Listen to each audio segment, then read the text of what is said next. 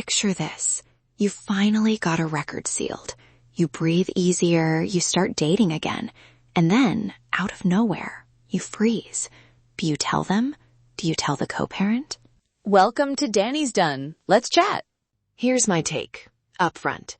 Expungement or sealing improves your position, but it doesn't erase the need for a plan, both legal and relational, to keep your family safe and your life moving forward.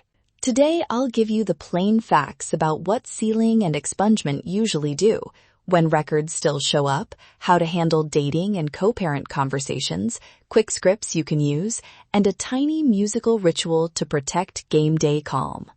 First, words matter. Folks throw around sealed and expunged like synonyms. They aren't.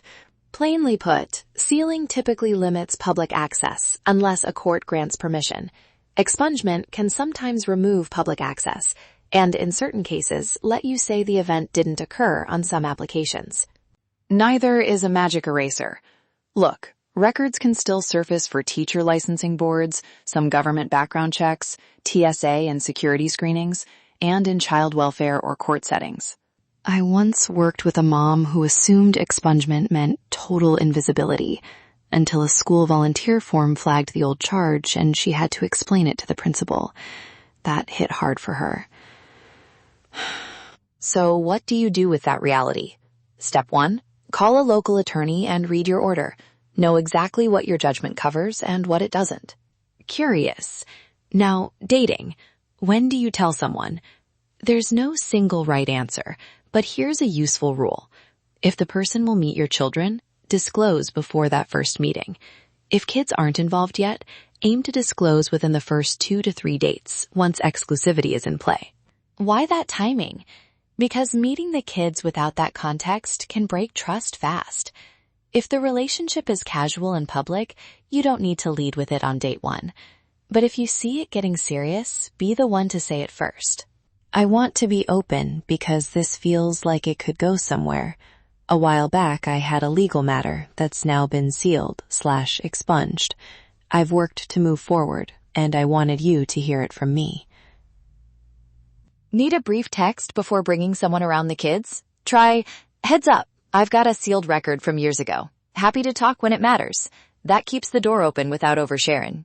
Watch for red flags. Someone who demands every detail right away, shames you, or pressures you to drop boundaries. Those reactions are the problem, not your past. Trust your instincts and involve a friend or counselor if safety feels uncertain. Okay, co-parenting and custody.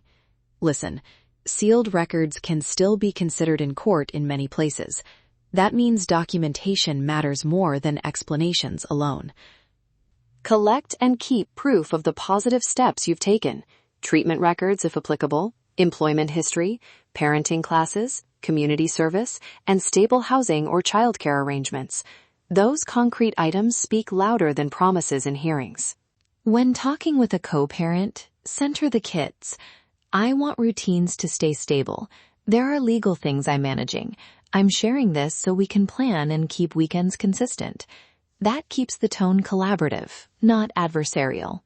Make game day logistics explicit and put them in writing. Who handles rides, what the emergency backup plan is, and precise pickup rules for coaches. Coaches and team managers appreciate clear contact info and custody pickup instructions. This prevents awkward moments and helps kids feel normal. If another parent or volunteer asks a surprise question, a short neutral line works. I'm managing some legal matters that don't affect my child's care. For anything about the team, please speak with me directly. You don't owe strangers your history. Now, something small and powerful. Music. Music signals mood in a way words can't. I recommend a 3-song micro-ritual. 30 seconds of a lyric-free, soulful groove that feels like second chances. A quick family circle. Each person names one thing they'll bring to the field. Then one unified breath. Do it twice, and you'll notice the kids show up calmer. It's predictable, it's short, and it gives you permission, briefly, to leave whatever worry was hanging at the door. Quick recap. Expungement helps, but isn't absolute. Pace your disclosures and protect safety. Put parenting routines and game day logistics in writing. If you want the tools, there's a printable disclosure script and a one-page game day checklist on the episode notes. And if your situation could affect custody or you want legal clarity, reach out through the contact form on my website for a free 30-minute consult so we can see if I might help. If this episode landed for you, please subscribe so these conversations keep coming. Drop a comment or a question on the show page. Tell me what ritual keeps your family steady. I read them. Let's keep the kids' cleats muddy and hearts open. Let's chat.